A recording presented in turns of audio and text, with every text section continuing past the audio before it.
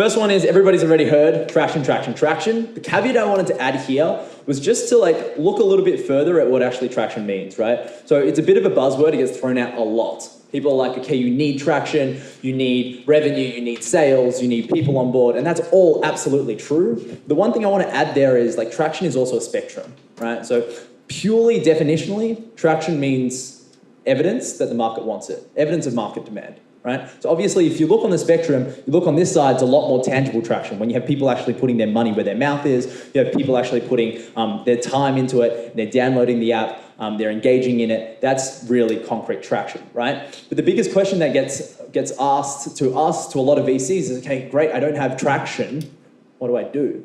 Right? But that's under the definition that traction purely means just sales, just downloads, right? Of course, you have to understand that this is weighted more heavily. So if you have these things, it's going to show greater evidence that, okay, there is market demand. As you go down the spectrum though, you see things like, okay, I don't have traction, but potentially I might have a pilot out, I might have a beta out, I might, Matt talked about it before, you might have customer testimonials, right? Like you might have expressions of interest, you have letters of intent. The thing to understand is like, as you go further down the spectrum, technically speaking, that's still traction, right? But it holds less weight, okay? So that's just the first thing you have to understand. Really quickly as well, traction is also relative to your business. There's no magic bullet to say, okay, if you have X figure, you're gonna be able to raise. Especially so when there are so many different types of businesses, right? Like if you're making a social network, you might be looking at engagement figures, you might be looking at, okay, interaction between users, DAUs, MAUs, churn rates, things like that, right? That's potentially less relevant if you're building, for instance, an enterprise company. You want to be looking at like contract sizes then. You want to be looking at, okay, sales funnels, like conversion rates, things like that.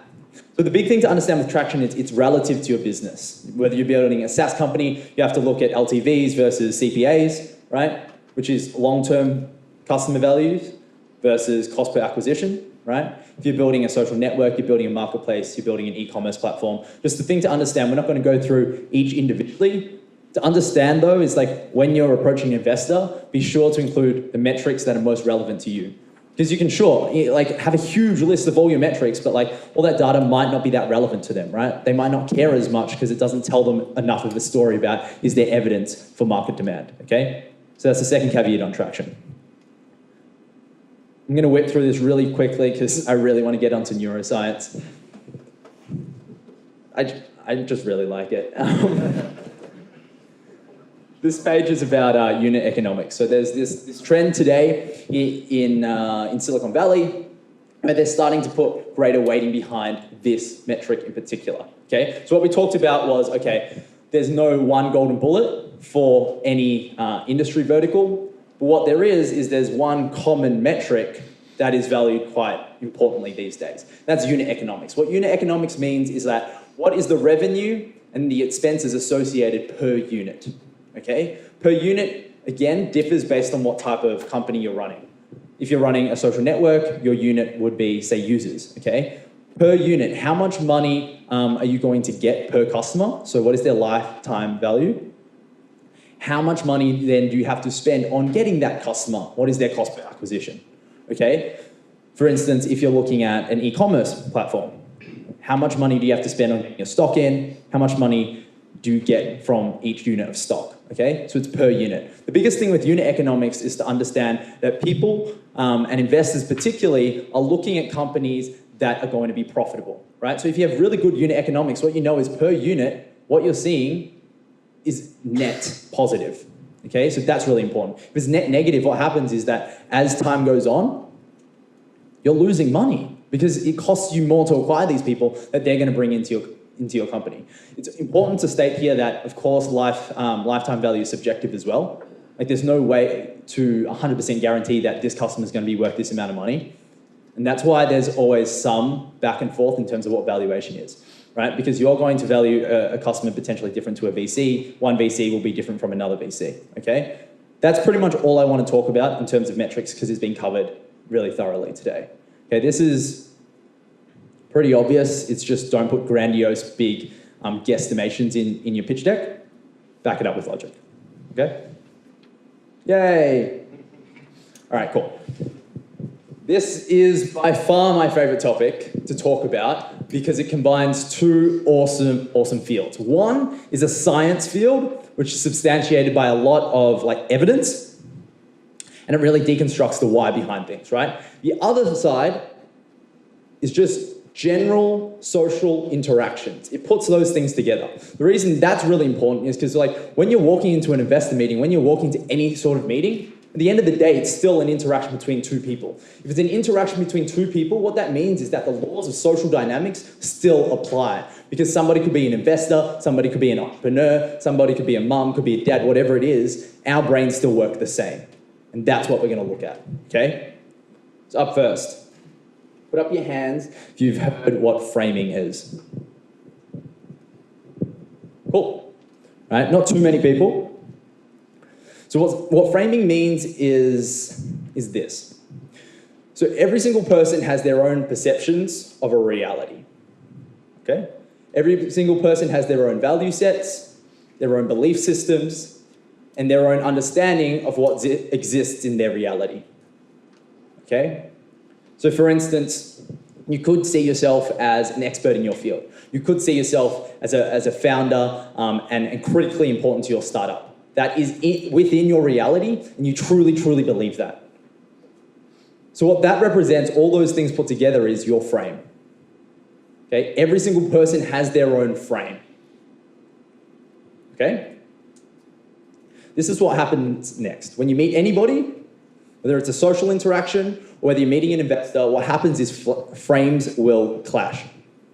Okay? One frame will come out on top. And it's not a competition. What I mean by that is one frame will be more unresponsive than the other frame. So you will believe in your own reality more than the other person. And if that is so, then you will have a more powerful frame. Okay? So what I mean by that is, okay, you're walking into an investor meeting, you're an entrepreneur, you're the founder of your company, and you believe that you're an expert in the field. You believe that you know everything about the industry. You believe that you know everything that could potentially happen in your industry. And you believe that you hold essentially the key to making a really fantastic business. That is your own reality. What happens when you walk into an investor meeting is their reality is coming from a place where they've created a successful business before, presumably. That's why they have money and that's why you're approaching them. But also they believe that you are coming to them because you need them. Right? You need them because they have money. So in their head, they will have a perceived position of power. So what happens when you first meet them is the social dynamics will determine who has the power. And that's the person who has a more powerful frame.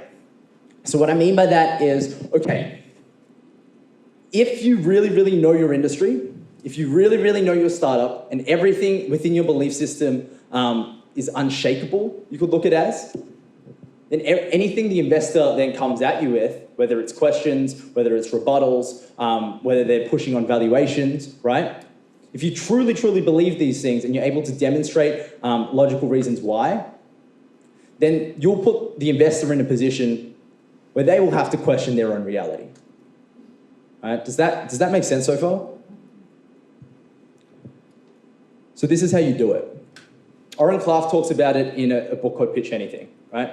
He talks about developing local star power. What local star power means is that you become an expert in your field. You demonstrate an expertise and be seen as an authority. Okay, so when you walk into a room, when you walk into an investor pitch, what you want to do is you want to demonstrate that I know my industry really well. I know my startup really well. I've thought about it. I've rationalized it. I've got to all my predictions and I've got to my value proposition by spending a lot of time thinking about it, right? And then you flip the script, right? You've been making this investor pitch to a number of people. You spent a lot of time on it. So you should know why you have a competitive advantage over everybody else in the market or any other entrepreneur that comes to this person. But when you flip the script, then you ask the investor to chase you. You start asking questions. Matt from Lowe talked about this at the start. You ask the investor, okay, what type of value add are you going to add to my business? Why is your money better than somebody else's money? Because if we look at it in pure, if we really strip everything back, right? Money to an extent is a commodity. There are investors, there are a number of investors around. What is the value add to your company of a specific investor? So when you flip the script, what happens? The investor has to then justify and qualify themselves to you as an entrepreneur, as somebody presenting to them an opportunity. So what happens then? Their reality has been shaken just a little bit, right? Because remember, they operate in this reality that you're coming to them to pitch them, you're coming to them to get money from them, right? So when you flip the script and you start to ask them questions, you start to get them to qualify why they're an important person to be part of your company and why you're presenting to them a really fantastic opportunity, you disrupt their own reality of a powerful frame, right? So that's this idea of social framing. Are there any questions? Cool. All right, so earlier today we talked about instigating emotions, and we talked about how important having emotions in your pitch is, how important having emotions in your presentation is. So let's deconstruct how we get people to be emotive. First thing you have to understand is when people can position themselves in the shoes of your narrative, when you paint them a story that they can understand, that they can say, look, I can think of somebody I know who is experiencing the same problem. I can put myself in the shoes of a customer who's potentially experiencing that problem. I am somebody who is experiencing that problem. What happens is they fire mirror neurons. Okay? Mirror neurons are something in your brain that fires when you can position yourself in the shoes of somebody else. When those things fire, what happens is you form the foundation for empathy. When people are empathetic with the message that you're conveying, with the narrative and the problem that you're solving, they're inclined in their position to feel an emotional response. When people feel an emotional response, what happens is they can pull that trigger. We talked about it at the very start of the day. We talked about combining logic and emotion. When you're able to fire those mirror neurons in the minds of your investors, you're more likely to elicit that sort of emotional response that's going to get them to create and perform the action that you want them to take. So that's empathy. Let's take empathy one step further. What you have to understand is that every single person in this room has their own biases. Like, that's irrefutable. Like, rightfully or wrongfully, consciously or subconsciously, we all have cognitive biases. These things have been developed based on our past experiences. Everything that's happened in our life, again, positive or negative, we've developed certain associations between triggers and things that happen in our lives, whether it's certain industries, whether it's certain types of people, whether it's certain age groups, whether it's certain companies we work with, even certain hair colors, for instance, right? We have these reference experience in our life. And our brain's being conditioned to associate that with a particular outcome. So when that association occurs, we remember it. And when we remember it, it gets stored in our hippocampus, the part of the brain responsible for storing memory. So what happens when that trigger comes up again? What happens as an entrepreneur, you're coming to pitch somebody, and potentially maybe you're in an industry where they've had a bad experience with before, right? Maybe you have a collection of skill sets that they've had a bad experience investing before. What happens is their hippocampus will be called upon. They will remember the past bad experiences, and it will activate something in your brain called the amygdala. The amygdala is responsible for fear. So in essence, what happens is when you encounter something you've had a bad experience with before, your brain will be fearful of it. That bias is detrimental to an entrepreneur who needs to go in with like a neutral stance. Right? You don't want to be fighting an uphill battle, right? So that's problematic. So how do we disarm this? The only way to disarm a cognitive bias, or one of the most prominent ways to disarm a cognitive bias, is you have to call it into consciousness. What I mean by that is we all appreciate that having a bias is not a good thing, but we also can't control that we all have biases. But when we're conscious of a bias, that's when we're able to override it. The way to make somebody conscious of a bias is to call upon an empathetic response. When people are empathetic, it fires that part of the brain that allows them to be conscious of that bias, the part of the brain that is responsible for thinking. So what you then see is like, okay, it was fantastic to fire those mirror neurons initially to get some sort of emotional response. Great, it's going to get them, it's going to position them in a way where they can actually make a decision and pull that trigger. But what happens as well is you put yourself in a really neutral position. because you put yourself in the best possible chance to disarm any limiting biases. Is that all cool? Awesome. So this last one is a cognitive bias called loss aversion. What it means is, inherently speaking, we rather not lose something than potentially gain something, right? We rather not have $100 stolen from us than giving up the chance to win $100. That's just how our brains work. So Brendan from Law Advisor touched on this earlier today, and he said, okay, somebody's going to talk about FOMO later today, and that's what we're talking about right now. When you're able to create heat around your startup when you're trying to invest, and that comes from showing that other people are interested, that comes from talking about other investors that you've been in talks with, when you're able to create that heat, and like Brendan did, he said, okay, I'm going back to Australia to close this round if you don't get involved right now. What happens? It activates this cognitive bias. Like he was in the UK, he was telling them that if they didn't close right now before he left for Australia, they're gonna lose him. They don't want to lose him. Like their brains have been hardwired to like avoid that exact thing happening. They don't like the idea of losing something they potentially have. So he's sitting right in front of them and saying, here, you have the opportunity right now. It's in your hands, right? If I leave, I'm taking it from you. It's not like you miss out on the opportunity. I'm taking the opportunity from you because it's right here. Just sign on the dotted line. I'm giving it to you in your hands. You own this opportunity right now. If I walk away, I'm taking it from you. People don't like things taken from them. They have loss aversion. So what you want to do with raising a round of capital, you want to create heat around it, like Brendan did, show that there's other interest, but put them in a position where if they don't close right now, they don't pull the trigger, they're losing you. That's a really quick overview of neuroscience, guys. That's all we have time for, but does anybody have any questions? Yes, please. I'm glad you mentioned bias because it's common knowledge that it's more difficult for female founder to raise funds. So what would your advice to override that bias? Yeah, absolutely, right? Like, okay, let's deconstruct that process. Rightfully or wrongfully, if there does exist a gender bias because of whatever social conditioning that's happened in the past 100 years or whatever, right? That social bias exists. But we can also then appreciate that that's not a good bias to have, right? We're a very progressive community, but in general, the world is a progressive society, right? Where we appreciate gender equality is an important thing. So if we can call that into question, then we can activate the cognitive part of our brain that's responsible for saying, okay, you know what? We shouldn't be having this bias. So the way to do that is to instigate an empathetic response. So when you're painting the picture of whatever problem that you're trying to solve and whatever solution that you're trying to present to them, the thing that you have to focus on and your objective should be that if they can resonate with that problem, if we can get them to identify with the solution and how you're going about solving it, right? Firstly, they're going to be empathetic of the actual product that you're trying to sell them or the product that you're trying to build, right?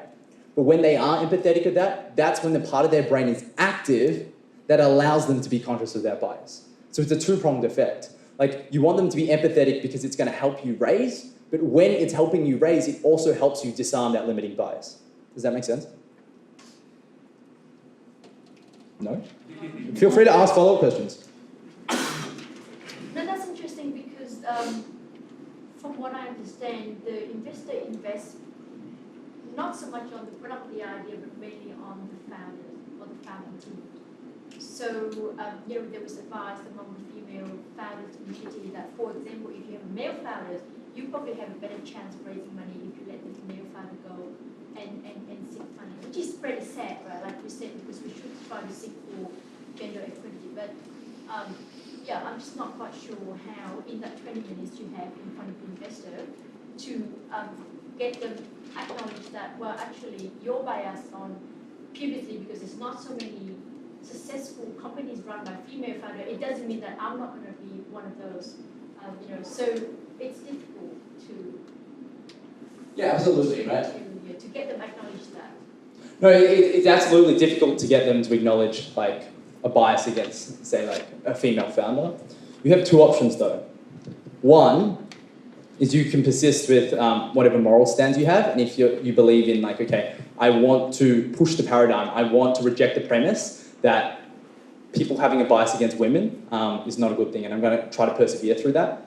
We never said it was going to be easy to disarm that bias. I never said, no, to be totally honest, like it's any bias. I'm not talking about a gender equality bias. I'm talking about any limiting bias, like any cognitive bias. We're not saying that if you do these things, you're going to disarm them and they're not going to have it at all. What we're saying is if you do these things, you're going to position yourself in the best possible place for them to be conscious of that bias, right? We're not saying that every single person, when they're empathetic, will, to the extent, reject their bias completely, right? But it's going to allay the detrimental consequences of that bias. So, yes, to look at the situation we're in, or the situation that you're describing in, yes, it will be challenging. But that's also a product of how far we've come, and also the embryonic stages of, I guess, gender equality, right? And that's also a subjective view, right? Some people have had different experiences with how they've raised. There's a number of successful case studies now where female founders, purely female founders, without any male counterpart, has raised successfully, right? So there's always evidence for both camps. And we're not saying there is a magic bullet, that you can just do that, and then all your problems will be solved. You're facing the uphill battle, like this is getting more philosophical, but you're facing the uphill battle of social conditioning that's lasted literally up until the last decade, right? So we're not taking a stance whether that's justified or not. We're not endorsing like those biases, but we're also not under a cloud where we think that we live in a utopian society where things can just switch on and off. Is that cool? Are there any other questions? James, it's a question on closing around where I think in the morning there was this discussion around emotion versus logic. Once an angel investor or VC says yes to you and says, hey, okay, give me $250,000, what would you do to ensure that they eventually do give you that money? Because they could go back and in that emotional state they could say yes, but they could go back to their logical sense later on and say no. Yeah, absolutely. So the question was, okay, if you do get somebody to give you a term sheet, for instance, or a verbal commitment to say they're going to make an investment, whether it's 250K or whatever the dollar figure is, how do you then mitigate the risk of them pulling out, right? So that's a tricky question, right? Because in a lot of ways, you don't know whether you've got that balance right or wrong yet until you've actually closed the deal or you haven't closed the deal, right? Because you may think you have the right balance between logic and emotion, and then for some reason they back out. So in like the power of hindsight would say, okay, you needed more logic. In terms of the steps you can take to mitigate against that risk, there's no right or wrong answer, right? But like if you understand, okay, they made that decision based on emotion, they're going now to revert back to logic to justify their own decision. Then you have to take steps to increasing like the logical reasons why they should be making that commitment, right? So whether you follow it up, give them updates about your app, or give them updates about your startup that are backed up by logical reasons why it's a good investment still, and then that's going to take the necessary steps to allay that potential anxiety. Is that cool?